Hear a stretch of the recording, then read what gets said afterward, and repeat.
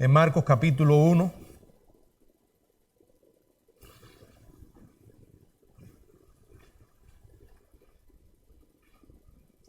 Marcos capítulo 1, del 1 al 8. Principio del Evangelio de Jesucristo, Hijo de Dios, como está escrito en Isaías el profeta. He aquí yo envío mi mensajero delante de tu faz, el cual preparará tu camino delante de ti. Voz del que clama en el desierto, preparad el camino del Señor, enderezad sus sendas. Bautizaba Juan en el desierto y predicaba el bautismo de arrepentimiento para perdón de pecados. Y salían a él toda la provincia de Judea y todos los de Jerusalén, y eran bautizados por él en el río Jordán, confesando sus pecados. Y Juan estaba vestido de pelo de camello, y tenía un cinto de cuero alrededor de sus lomos, y comía langosta y miel silvestre. Y predicaba diciendo: viene tras mí el que es más poderoso que yo, alguien que no soy digno de desatar encorvado la correa de su calzado. Yo a la verdad os he bautizado con agua, pero él os bautizará con Espíritu Santo. El estudio de esta noche lo hemos titulado Promesa, Profeta y Preeminencia del Nuevo Rey. Padre, gracias por tu palabra, gracias porque en ella, Señor, tenemos tu voz, tu voluntad. Nos estamos poniendo en tus manos ahora para que tú nos guíes a toda verdad. En el nombre de Jesucristo, amén. Pueden sentarse, hermanos. Hoy comenzamos una serie de estudios sobre el Evangelio de Marcos. El Evangelio de Marcos. Estaremos durante un buen tiempo en este Evangelio y así seguiremos por el resto de los Evangelios. Ninguna narración es más convincente y ningún mensaje es más crucial que el Evangelio de Jesucristo. El Evangelio, el medio a través del cual una persona puede llegar a conocer la salvación y reconciliarse con Dios. Esta es la historia más grandiosa jamás contada porque se centra en la persona más extraordinaria que jamás ha caminado sobre esta tierra.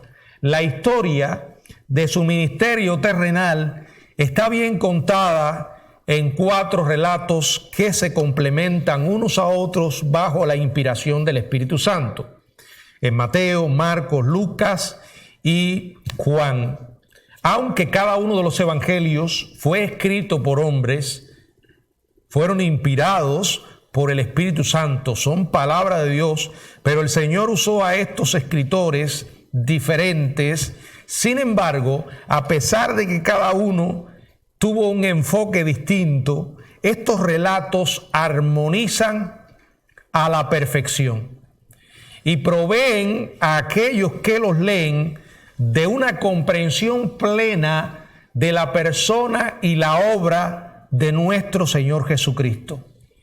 Marcos inicia su evangelio con esta frase: principio del evangelio de Jesucristo, Hijo de Dios.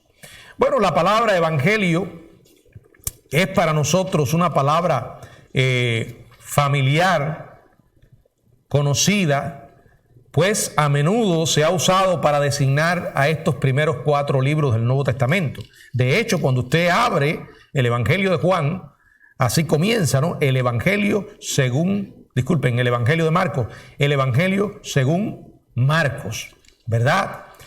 Pero no es así como los escritores bíblicos emplearon el término.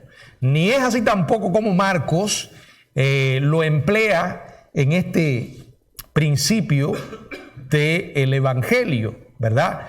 En el Nuevo Testamento, la palabra Evangelio nunca se refiere a un libro.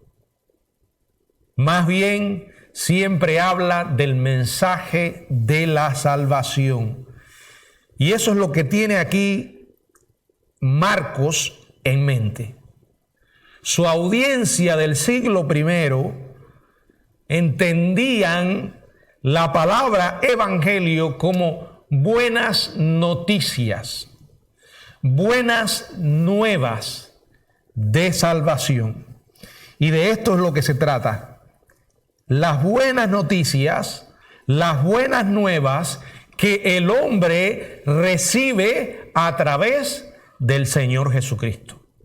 Marcos comienza su relato observando que este es el principio, dice principio del Evangelio de Jesucristo. Esa palabra es un recordatorio de que lo que a continuación él va a contar y forma parte de este escrito no es el final de la historia. La historia de Jesucristo todavía se sigue escribiendo. El Evangelio de Jesucristo todavía no está sellado, no está completado, en el sentido de que el rey todavía no está en su trono. No lo ha asumido completamente. Y la Biblia profetiza de que un día lo hará, regresará para establecer su reino y para ejercer su control soberano sobre el mundo entero. En ese día, Él será rey sobre toda la tierra. El relato de Marcos tan solo comienza a narrar la historia de su llegada, por primera vez, de la ascendencia, del establecimiento y la entronización de ese nuevo rey, que es mucho más glorioso que todos los demás reyes que hayan existido. No ha habido ni habrá otro como Él. Aquí la palabra lo identifica como Hijo de Dios. Es una expresión que en la Biblia se emplea en los evangelios para enfatizar, resaltar la divinidad, la deidad del Señor Jesucristo. Enfatiza su linaje, enfatiza su derecho a gobernar. Es uno en su naturaleza con Dios. Es coeterno e igual al Padre. Marcos presenta al soberano Salvador examinando tres facetas de esa llegada real de Cristo. Y quiero a que juntos las consideremos. La primera es la promesa del nuevo Rey. Dice: principio del Evangelio de Jesucristo, Hijo de Dios, como está escrito en Isaías el profeta. He aquí yo envío mi mensajero delante de tu faz, el cual preparará tu camino delante de ti. Bueno, con el fin de presentar a Juan el Bautista, Marcos hace referencia a dos profecías del Antiguo Testamento. Ya sé que aquí dice al comienzo del verso 2, como está escrito en Isaías el profeta. Sin embargo, el mensaje que a continuación presenta no es solo de Isaías. Contiene una profecía de Isaías que aparece en el capítulo 40, verso 3, pero a su vez hay una parte también de otro verso en el libro de Malaquías, capítulo 3, verso 1.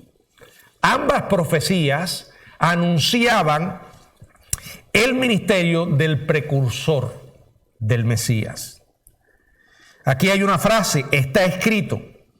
Era una manera muy normal en que los escritores del Nuevo Testamento señalaban a citas del Antiguo Testamento. Ahora, el hecho de que Marcos aquí no mencione a Malaquías, sino que está presentando a ambos con la frase, como está escrito en Isaías el profeta. Esto no es problemático si realmente tomamos en cuenta algo muy importante. No era extraño en esa época que cuando citaban profetas del Antiguo Testamento, solo se refirieran al más notable de ellos y pasaran por alto los demás. Puesto que estas dos profecías encajan tan perfectamente y ambas se refieren a la misma persona, a menudo los cristianos pudieron haberlas usado de manera juntas. Marcos empieza haciendo referencia a Malaquías 3:1, que dice: he aquí yo envío mi mensajero delante de tu faz, el cual preparará tu camino delante de ti. El mismo Señor declara en una ocasión que esto se refería a Juan el Bautista. ¿Qué dice Mateo 11:10? Si alguien puede leerlo, por favor. Mateo 11:10. Porque este es de quien está escrito: he aquí yo envío mi mensajero delante de tu faz, el cual preparará tu camino delante de ti. Y también en Lucas capítulo 7, verso 27, Lucas 7, 27. Este es de quien está escrito: he aquí envío mi mensajero delante de tu faz, el cual preparará tu camino delante de ti. Bueno, Juan el Bautista fue el hombre escogido y enviado por Dios para ir delante del Mesías. Era un precursor, tenía la responsabilidad de preparar el camino para la llegada del divino Rey. El uso que hace Marcos de la profecía del Antiguo Testamento continúa con una referencia a Isaías 43, que dice: voz del que clama en el desierto, preparad el camino del Señor, enderezad sus sendas. Este pasaje da un poco más de información acerca de la misión que tenía el precursor. Vamos a pensar que los reyes terrenales tenían también un precursor, alguien que iba delante. Era una costumbre en el mundo antiguo que ese precursor iba preparando el camino para la llegada del rey. Sin embargo, ¿cómo iba Juan a hacer eso para el Mesías que vendría? Bueno, a diferencia de los precursores terrenales, de reyes terrenales, que lo que hacían era despejar los caminos de cualquier escombro físico o cualquier cosa que pudiera estorbar el viaje del rey, Juan trató de quitar obstáculos espirituales, como por ejemplo la terca incredulidad de los corazones y las mentes de los pecadores. Bueno, siempre la incredulidad ha sido el principal obstáculo para que una persona se salve. La Biblia dice que el Espíritu vendría y convencería al mundo de pecado, de justicia y de juicio. Y dice: de pecado, ¿por cuánto? No creen en mí. O sea, la incredulidad es el gran obstáculo que impide que una persona se salve. Juan iba delante, quitando el obstáculo de esa terca incredulidad de la mente y los corazones de los pecadores. Él iba preparando el camino del Señor. Esto es una expresión para referirse al arrepentimiento, a volverse del pecado hacia la justicia, de convertir las sendas espirituales que están torcidas en derechas y santas. Él iba preparando el camino del Señor. Y de acuerdo con su llamado, Juan predicó a las multitudes que venían a oírlo en el desierto. Y el mensaje que Juan les daba era un llamado al arrepentimiento. Juan predicó el arrepentimiento, el Señor Jesucristo habló del arrepentimiento, los apóstoles predicaron el arrepentimiento. La Biblia una y otra vez llama a los hombres en diferentes partes a arrepentirse. Y es curioso, porque el arrepentimiento está ausente a veces de muchas llamadas presentaciones del Evangelio, donde a veces a lo que se limitan es a una invitación personal. Cree en el Señor Jesucristo. Sí, es cierto, hay que creer en el Señor Jesucristo, pero hay que explicarle a las personas que ese creer implica arrepentimiento. De hecho, una persona no puede ser salva si no se arrepiente y cree. A lo largo de la historia, los teólogos han estado discutiendo este tema, que qué viene primero, si el arrepentimiento o la fe. Pero la realidad es que al final solo hay una conclusión que se ajusta a una interpretación saludable de la verdad revelada. Las dos cosas ocurren simultáneamente. De una manera están tan unidas que es imposible identificarlas. Pero lo que sí es cierto es que no hay realmente salvación si no hay arrepentimiento y fe. Un corazón que no se ha arrepentido es un corazón que no ha sido salvo. Es una vida que sigue endurecida. Por eso no tenemos que tener temor de predicar el arrepentimiento, de llamar a las personas a volverse de sus malos caminos a Dios. Yo sé que para hablar de arrepentimiento hay que hablar ¿de qué? De pecado. Y a la gente no les gusta oír del pecado, porque se creen que son buenos, porque una y otra vez se la pasan comparándose con gente peores que ellos. Y entonces en esa comparación calman sus sentimientos de culpa y ellos quedan como buenos. Pero el mensaje de Juan era una voz que clamaba, llamando al arrepentimiento, a volverse al Mesías que vendría. Bueno, ahí estaba la promesa. Ahí están los versículos de Malaquías e Isaías. Ahora quiero que miremos un poco más a este profeta del nuevo rey. Vamos a leer los versos del 4 al 6. Juan bautizaba en el desierto y predicaba el bautismo de arrepentimiento para perdón de pecados. Y salía él toda la provincia de Judea y todos los de Jerusalén, y eran bautizados por él en el río Jordán, confesando sus pecados. Y Juan estaba vestido de pelo de camello, y tenía un cinto de cuero alrededor de sus lomos, y comía langostas y miel silvestre. Después de referirse a la profecía del Antiguo Testamento acerca del precursor del Mesías, Marcos claramente identifica de quién se trata. ¿Quién era? Juan el Bautista. Juan el Bautista. Como decía Neil en su libro Historia de los Bautistas, que el primer bautista fue Juan. Juan el Bautista.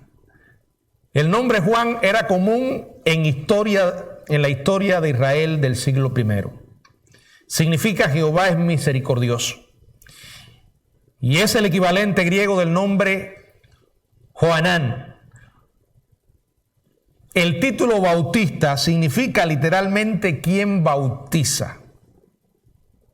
Un nombre que distinguía a Juan de otros que tenían el mismo nombre y que lo identificaba por su ministerio más reconocible, que era bautizar.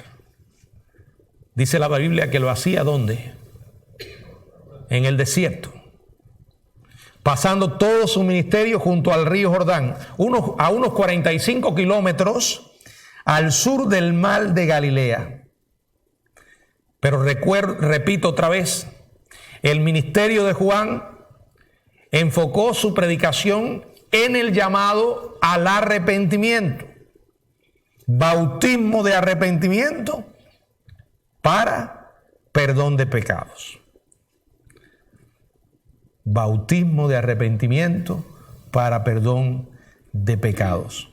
Ahora, cuando leemos esto, podemos caer en el error, si tomamos simplemente este verso así como parece, de llegar a pensar que el bautismo es esencial para ser salvo. Pero en la Biblia, el bautismo en agua nunca es enseñado como un medio de salvación. La salvación solo está en el Señor Jesucristo, en creer en Él. Por eso cuando uno lee un versículo que parece indicar algo que es contrario a lo que enseña la palabra de Dios en otras partes, automáticamente tenemos que desecharlo. Les voy a poner un ejemplo de lo que estoy diciendo. Vamos al Evangelio de Marcos, en el mismo Evangelio, en el capítulo 16, y quiero llamar la atención de ustedes a una parte de este capítulo, verso 15. Marcos 16, 15. Y les dijo: id por todo el mundo y predicad el evangelio a toda criatura. Y el que creyere, ¿y qué? Y fuere bautizado, será salvo. Mas el que no creyere, será condenado. Cito este verso porque era uno de los versos favoritos de un pastor que conocí, de una denominación que se llama Iglesia de Cristo. Es interesante los nombres que la gente le pone a las iglesias, ¿verdad? Piensan que ponerle un nombre, eso ya las declara como las verdaderas. Bueno, Iglesia de Cristo, entonces las demás, ¿de quién son? Del diablo. O por ejemplo, una denominación que se llama la Biblia abierta. Quiere decir que los demás tienen la Biblia cerrada. O el Evangelio completo. Es curioso, es curioso. Esta Iglesia de Cristo se adjudica el ser la iglesia verdadera. De hecho, ellos tienen varias peculiaridades. Por ejemplo, ellos cantan sin instrumentos musicales, porque dicen que en la Biblia no aparecen instrumentos musicales en la adoración. Bueno, entonces se les olvida el Salmo 150, ¿no? Pero una de las cosas que enfatizan es que el bautismo es esencial para la salvación. Y uno de los versos que ellos citan es este. Si a alguien se le aparece de pronto y le lee ese versículo y usted no analiza lo que acaba de leer, puede que se impresione, oye.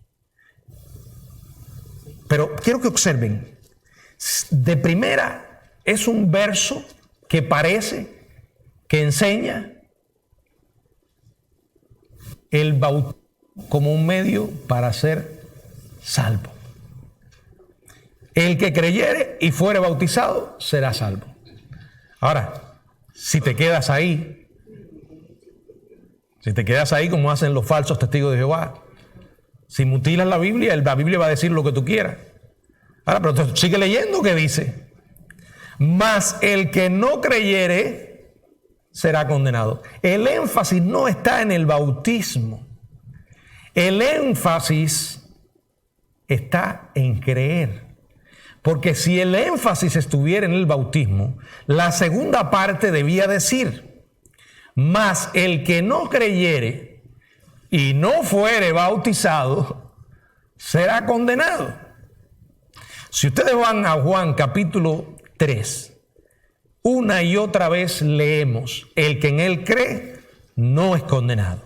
El que no cree ya ha sido condenado. Porque de tal manera amó Dios al mundo para que todo aquel que en él cree, y otra vez, cree. El énfasis de las Escrituras es la salvación por fe. El bautismo no pasa de ser nada más que un acto de obediencia que representa lo que ya ocurrió en nuestras vidas. El bautismo de Juan era un poco diferente y lo voy a explicar a continuación. Pero según indicamos, en tiempos antiguos, el que iba como enviado del rey delante tenía que ir quitando los obstáculos en el sendero, asegurándose que el pueblo estuviera preparado para recibir al rey. La pregunta es: ¿cómo iban a prepararse estas personas para recibir al rey mesiánico? Bueno, debían abandonar el pecado, recibir el perdón de Dios. En realidad, el bautismo de Juan era una preparación para esto. Y a fin de demostrar de que estaban arrepentidos, Juan los llama a bautizarse.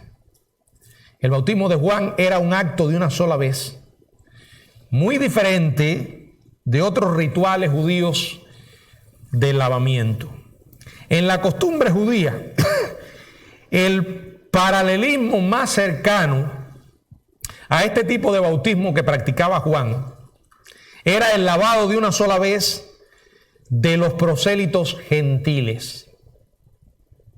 Un rito que simbolizaba el rechazo al paganismo y una aceptación de la fe verdadera. La ceremonia era la señal de que un forastero, un extranjero, un gentil, se convertía en parte del pueblo escogido de Dios.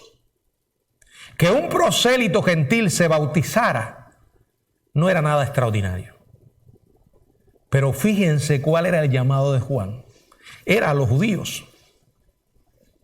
Era un llamado a los judíos a que ellos se bautizaran. Esto era algo nuevo, totalmente radical.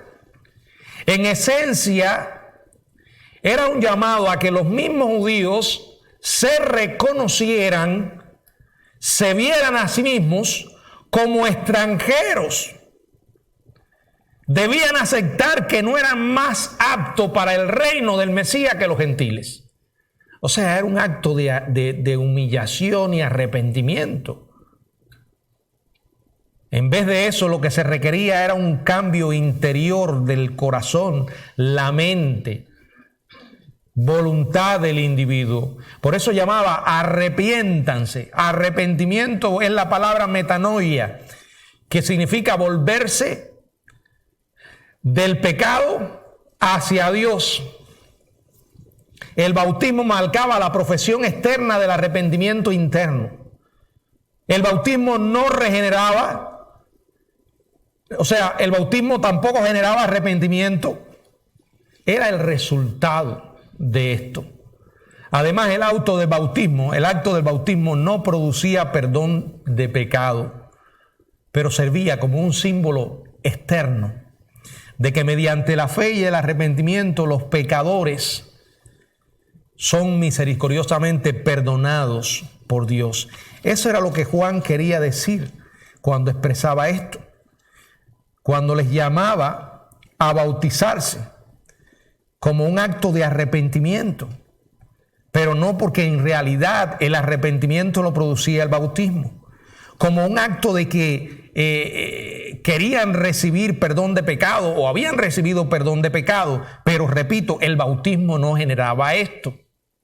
La salvación solo ha sido por fe, arrepentimiento y fe en el Señor Jesucristo. Pero este bautismo iba preparando a las personas para el Mesías.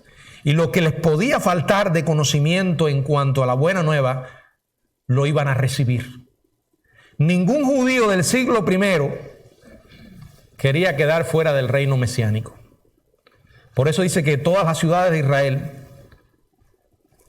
salían para ir al desierto, para escuchar a este hombre fuera de serie, a este austero profeta, con un mensaje poderoso que no pedía disculpas, al estilo de Elías, de la valentía y el poder que manifestó Elías. Dice Marcos que salía a él toda la provincia de Judea, todos los de Jerusalén, y eran bautizados por él en el río Jordán, confesando sus pecados. Es probable que públicamente confesaran sus pecados, como un acto de arrepentimiento. Multitudes de Jerusalén, Jericó y de toda la provincia de Judea llegaban para escuchar a Juan, confesar sus pecados y ser bautizados por él. Al confesar sus pecados, las personas reconocían ante Dios que habían violado su ley y necesitaban ser perdonadas. Ahora, esto no es tampoco una sanción o una aprobación para que nosotros vayamos a otros seres humanos y le confesemos nuestros pecados. La Biblia enseña claramente que la confesión de pecados es únicamente a Dios. Ahora, no quiere decir que usted por alguna razón no confiese sus pecados a alguien, pero no porque esa persona tenga poder para absolverle. Solo Dios puede absorber. Y cuando hablo de confesión de pecados, me estoy refiriendo a que ahora usted ofende a alguien o tiene algo contra alguien y sencillamente porque el Espíritu se lo puso en el corazón, usted se acerca a esa persona y le dice: mira, yo tengo un pecado en mi corazón contra ti. Y quiero que tú sepas que yo estoy arrepentido. Si hemos pecado contra alguien, si hemos dañado a alguien, a veces se requiere cierto nivel de restitución, si es posible. La Biblia dice: en cuanto dependa de vosotros, estad en paz con todos los hombres. Cuando Zaqueo se arrepintió, una de las cosas que hizo fue restituir. Si algo es robado, lo devuelvo. Ahora, no significa que por estas acciones somos salvos por creer, por arrepentirnos. Tristemente, la nación que acudió a Juan durante la mayor popularidad del profeta, más tarde rechazaría al Mesías que Juan estaba proclamando. Tras describir la naturaleza del ministerio de Juan, en el verso 4 y verso 5, dice la palabra: bautizaba a Juan en el desierto y predicaba el bautismo de arrepentimiento para perdón de pecado. Y salía a él toda la provincia de Judea y todos los de Jerusalén, y eran bautizados en el río Jordán, confesando sus pecados. Marcos continúa en el verso 6 describiendo al mismo Juan. Juan estaba vestido de pelo de camello y tenía un cinto de cuero alrededor de sus lomos y comía langosta y miel silvestre. Bueno, esta era una descripción física que se ajusta a la de un hombre que vivía de una manera extraña. Vivía en el desierto. No era amante de socializar. Era un hombre aislado, donde en favor de la durabilidad se pasaba por alto las modas de ropa. Su alimento era langostas y miel silvestre, era un sustento viable. Aquí hay más respecto al vestuario y los hábitos de Juan. Su manera de vestir, pelo de camello, ceñido por un cinto de cuero alrededor de los lomos, designaba a Juan como un profeta que evocaba, podemos decir, hacía recordar a otro profeta, el profeta Elías, con un atavío parecido. En Segunda de Reyes 1:8 se habla de Elías como un varón que tenía vestido de pelo y ceñía sus lomos con un cinturón de cuero. La referencia a Elías como un varón que tenía vestido de pelo describe las peludas prendas de piel de animal que usaban. Esas prendas eran sujetas por una correa de cuero alrededor de la cintura. Bueno, son realmente grandes las semejanzas entre Juan y Elías, y no es coincidencia. Ahora entiendan que Juan no era Elías. Él venía al estilo de Elías, con el mismo espíritu que tenía Elías, pero el espíritu divino que capacitó a Elías está capacitando a Juan. ¿Por qué hago este énfasis? Porque algunos que enseñan la reencarnación, es curioso que todas estas herejías encuentran justificación en la Biblia. Dicen que Juan era la reencarnación de Elías, que eso es lo que quiso decir ahí. No, si en realidad él dice que no era Elías. Ahora, si la Biblia dice que vendría un Elías preparando el camino, si el pueblo cuando vino Juan hubiese recibido al Mesías, esa profecía se hubiera cumplido ahí, en Juan el Bautista. Pero como no se cumplió, Elías va a regresar. ¿Y cómo lo hará? Siendo uno de los dos testigos que van a predicar durante los 7 años de tribulación, Moisés y Elías. Ahora, la dieta de Elías era langosta. Bueno, hoy escuchamos langosta y pensamos en ¿qué? En esos animales, los mariscos, ¿no? Pero estas langostas no eran así.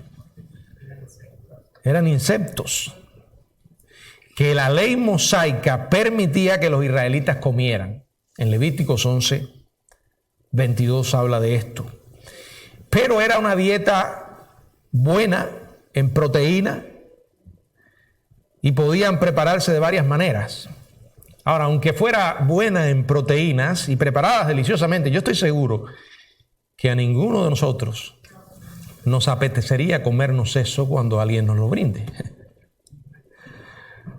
Una vez retiradas las alas y las patas, el cuerpo se podía asar, hervir, secar y hasta moler y hornear en pan. No importa, se la dejamos a ellos.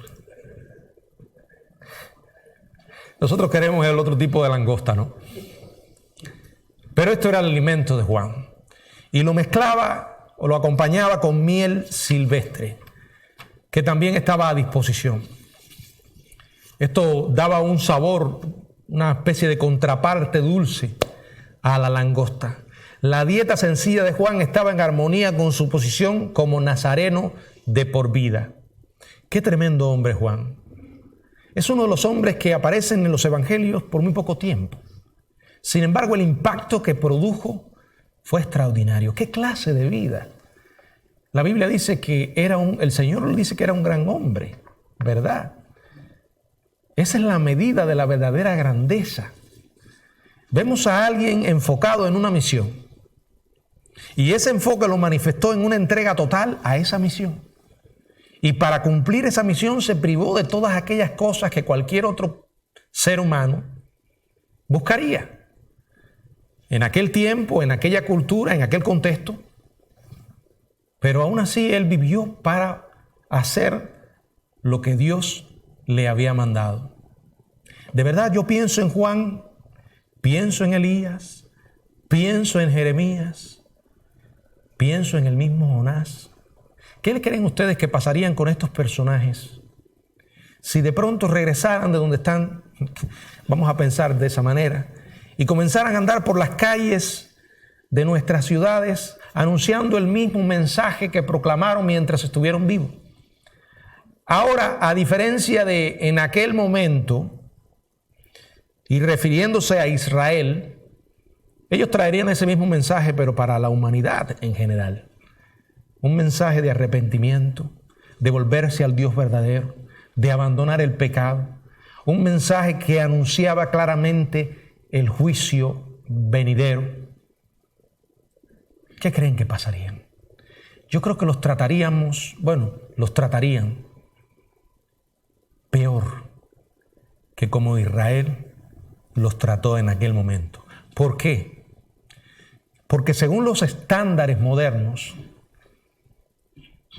de tanta tolerancia, estos individuos extraños serían declarados inmediatamente unos locos, con mensajes de odio, personas intolerantes, faltos de amor.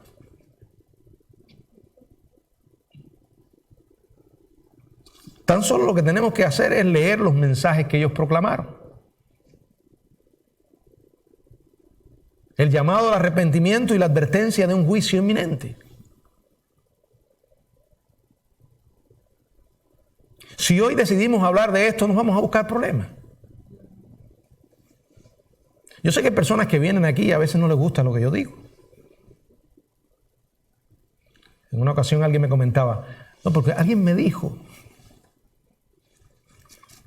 pastor, alguien me dijo, yo no tengo deseo de venir a la iglesia porque cada vez que yo llego ahí, el pastor siempre está hablando de pecado y que si viene el juicio. Bueno, si eso no lo quieres oír, es un problema tuyo. Pero yo sí no lo voy a dejar de proclamar. Ahora piense qué diferente el mensaje de estos hombres a lo que escuchamos en muchas congregaciones modernas, donde no hay para nada llamar al arrepentimiento y menos hablar de juicio y menos todavía del infierno. La mayoría de las iglesias hoy, donde se están predicando un falso evangelio, no es que no usen la Biblia, no. Algunas usan la Biblia y hablan de versículos de la Biblia, pero lo que tienen en común es que no proclaman todo el consejo de Dios. Y dentro de ese consejo de Dios está el gran amor de Dios, la gracia, el perdón, pero también está la santidad, la ira, el juicio. Es una invitación a recibir a Cristo, pero no puede hacerse sin hablar de arrepentimiento. Y no puedes hablar de arrepentimiento si antes no le has enseñado a la persona lo que es el pecado. Bueno, de hecho, Juan pagó las consecuencias. Los que hemos leído los evangelios sabemos en qué terminó su vida. Cuánto valor tuvo para decirle a aquel rey, lo que estás haciendo está mal. No es lícito tener esa mujer, eso es adulterio. Esa no es tu mujer. Bueno, es fácil proclamar el evangelio cuando no tenemos un precio puesto sobre nuestra cabeza. Pero cuando llegue el momento en que lo que vayamos a decir puede meternos en serios problemas, ¿lo diremos? ¿Callaremos? ¿Estaremos dispuestos a dar nuestras vidas por lo que creemos? Él anunciaba a un rey preeminente. Y ahora quiero que veamos en tercer lugar ese preeminente rey. Verso 7 y verso 8. Y predicaba diciendo: viene tras mí el que es más poderoso que yo, a quien no soy digno de desatar encorvado la correa de su calzado. Yo, la verdad, os he bautizado con agua, pero él os bautizará con Espíritu Santo. Por favor, hermano, cuando uno lee esto, a mí menos me pasa, inmediatamente percibo a un siervo de Dios. Porque el siervo de Dios es aquel que llama la atención hacia Cristo, que señala a Cristo, no a él. Aquí Juan no es el centro del espectáculo, es Cristo. Fíjense cómo él dice: viene tras de mí, primero, que es más poderoso que yo. Y dice: a quien no soy digno de desatar encorvado la correa de su calzado. Desatar las sandalias del amo y cuidar de limpiarle los pies empolvados era una tarea que realizaba el más bajo de los esclavos. Juan indica entonces que no se consideraba digno ni siquiera de ser el esclavo más bajo de un rey tan infinitamente exaltado. Por eso era grande Juan, porque era humilde hasta la médula. Él no llamaba la atención hacia sí. A veces hay personas que emplean el nombre de Jesucristo simplemente como una excusa. O el nombre de Dios o del Espíritu Santo o algún otro verso como una excusa. ¿Para qué? Para esconder su narcisismo. Porque al final te das cuenta con un simple análisis que hoy ya no hay siervos, son celebridades. Donde el importante no es Jesucristo, sino el tipo que llama la atención, que está en todas partes. Cuando se forma el show, él es el centro del circo. Cuando publica un libro, su cara está en la carátula.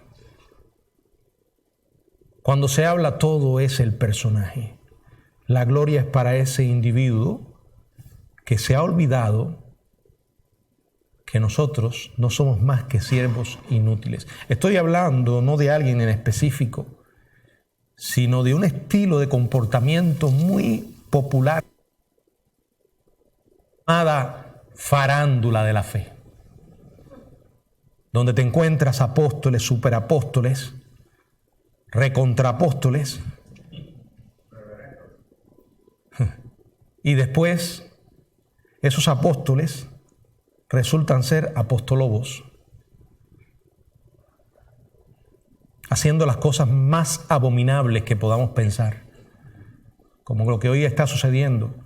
No es una iglesia evangélica, es una secta. La iglesia, la luz del mundo, es una secta diabólica por sus enseñanzas, que se escuda detrás de algunas verdades bíblicas, pero que en realidad no pasa de ser más que una secta que rinde culto a un individuo que llegan a venerar como si fuera el propio Jesucristo. Yo estaba mirando un video de uno de los cultos de celebración de esa iglesia y allí estaban las personas cantándole al apóstol y llamando al apóstol el Señor, mi Señor, lleno de gracia. Todo era el apóstol. Y el apóstol ahora está cumpliendo 17 años por abuso de menores y todavía le echaron poco. Pero menciono esto porque cuando la gente oye estas cosas, meten a todo el mundo en el saco. No saben identificar entre lo que es una iglesia de Jesucristo y una secta. No saben lo que es identificar un siervo de un lobo rapaz. Esto es un hombre humilde. Yo a la verdad os bautizo con agua, pero él bautizará con el Espíritu Santo. Él está diciendo: lo único que puedo hacer por ustedes es lavarlos por fuera con agua, pero él puede transformarles y limpiarles por dentro. ¿Cómo? Con el Espíritu Santo. El bautismo del Espíritu Santo es una experiencia que ocurre cuando creemos. Ocurrió una sola vez. Hechos capítulo 2. Llegó oficialmente el Espíritu a morar en la iglesia. Cuando una persona hoy recibe a Jesucristo, el Espíritu lo pone dentro del cuerpo. A través de la regeneración, le regenera, le transforma. El único que puede administrar ese Espíritu es el Señor, porque viene acompañando el Evangelio. El bautismo del Espíritu Santo no es una segunda experiencia.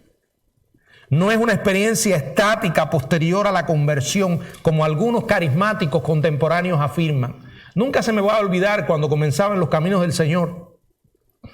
Tenía la costumbre de ir a la iglesia, que estaba como a 11 cuadras de donde vivía, con una Biblia que me habían regalado. Yo muy orgulloso de llevar la Biblia, andaba con mi Biblia.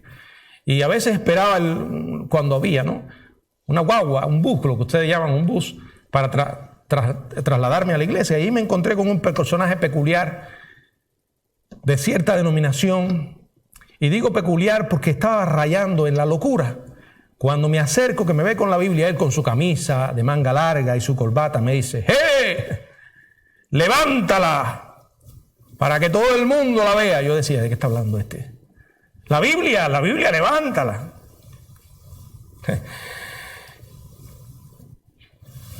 Así conocí a ese sujeto. Pasaron los años y después me encuentro con él ya yo estando en el seminario.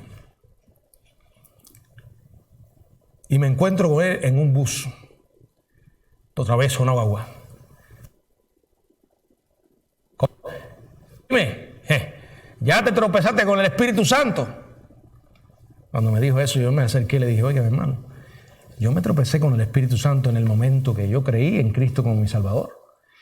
Pero yo hablaba con él bajito, vaya, manteniendo el nivel de voz normal, pero ese hombre gritaba. Y me dice: no. Allí te tropezaste de lado. Ahora tienes que tropezarte de frente. Yo lo miré que todo el mundo estaba viendo. Me alejé y dejé a aquel loco allí con su bautismo del Espíritu Santo. Bueno, eso es exactamente lo que creen. Bueno, es curioso. Ahora que recuerdo, la conversación no terminó en ese momento. Ahora me viene a la mente que me dijo algo más. Me dijo: no, tú necesitas una experiencia con el Espíritu. Y ahí siguió descargando. Lo demás que me dice fue esto, así mismo como se los estoy diciendo.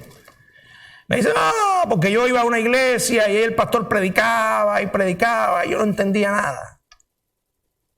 Hasta que un día, en medio de un sermón, siento un dedo que me entra por un oído, me quita un tapón de cerilla, me traspasa toda la cabeza y me sale por el otro lado.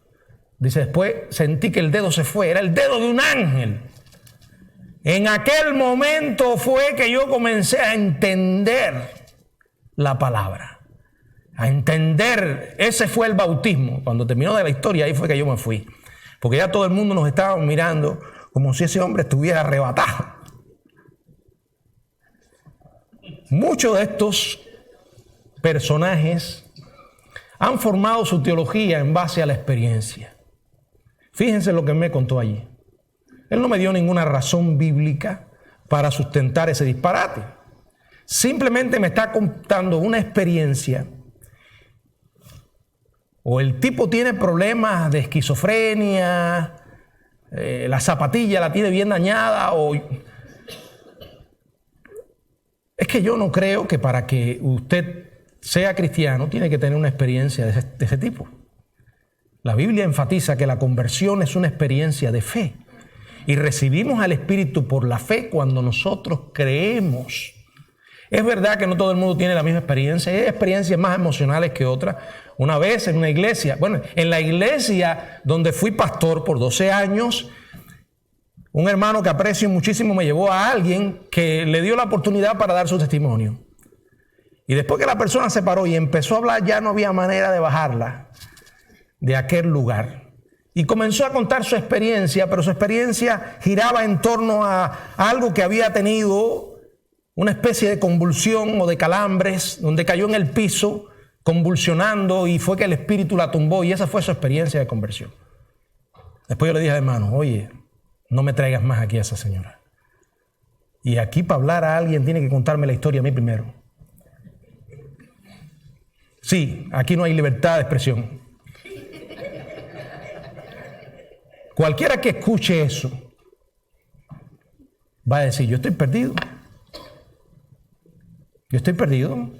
¿Por qué? Porque yo no he tenido convulsiones, a mí me han dado calambre, yo no me he caído en el suelo, entonces yo no recibía el Espíritu Santo. ¿Se dan cuenta, hermanos? El bautismo con el Espíritu es una experiencia que ocurre en el momento que nosotros creemos. Ahora, la llenura no. La llenura puede ser posterior, pero la llenura no es más que el control del mismo Espíritu en nuestra vida, y ese control lo ejerce a través de la misma palabra. Por eso dice la Biblia, la palabra de Cristo mora en abundancia en vuestros corazones. El único que puede otorgar el Espíritu Santo es el Señor, y lo otorga para que nosotros podamos creer, porque sin Él no podemos ser salvos. Pero no es una segunda experiencia. Si usted va a una de estas iglesias carismáticas o pentecostales, voy a decir el nombre porque esto es una doctrina pentecostal. Ellos ven el bautismo del Espíritu Santo como una segunda experiencia, y la evidencia de que has sido bautizado es que hablas en lengua. Entonces imagínate, si tú estás en una iglesia donde te enseñan eso, olvídate que vas a hablar en lengua. Porque entonces si tú no hablas en lengua, tú vas a decir, yo soy un cristiano de segunda clase. Están los que hablan en lengua y los que no hablan. Y al final lo que hacen es que van a hablar en lengua. Algunos hablan por demonios, otros por autosugestión, y tercero, imitación. Se aprenden unas cuantas frases y ahí las tiran. Si hoy hay una señora por ahí...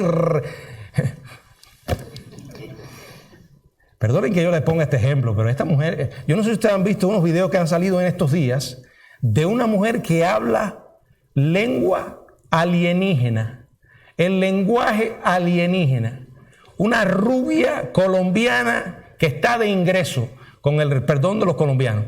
Esa mujer está de ingreso. Y la han llevado a varios programas de televisión y ahí se dispara ella a hablar en lengua alienígena.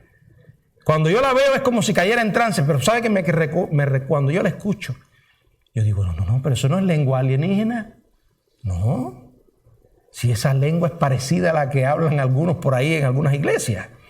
Repiten el chipicharapi, como creyendo que porque hablan en lengua son salvos.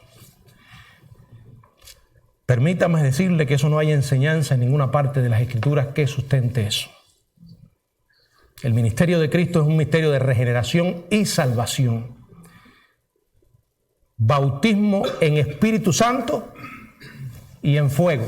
A ellos les encanta el bautismo del Espíritu, pero no mencionan el fuego, y si lo mencionan está totalmente distorsionado, porque el fuego de que habla ahí es juicio. Ahora, ustedes lo ven a veces en sus espectáculos dando brincos y diciendo ¡fuego, fuego! Yo digo, ¿cómo no tienen miedo? ¿Cómo se les ocurre estar pidiendo fuego? Que no jueguen con eso. Bautismo en Espíritu Santo y fuego. No, eso es una alusión al juicio que ha de venir también. El mensaje de Juan resume el Evangelio, la persona de Jesucristo, la buena noticia, el nuevo Rey que Él vino a anunciar, el esperado Mesías, Dios mismo. Su reino es de perdón, bendición y salvación. Lo reciben aquellos que se arrepienten y serán bautizados con el Espíritu Santo. El Evangelio es la culminación de toda la historia redentora pasada y la puerta a la gloria futura. Juan el Bautista fue un fiel heraldo y precursor que vino a anunciar la llegada de este nuevo Rey. Hoy nosotros conocemos a este nuevo Rey y lo esperamos por segunda vez. Ya no como siervo, sino vendrá a tomar el control del mundo que le ha sido entregado por el Padre. Que el Señor nos bendiga.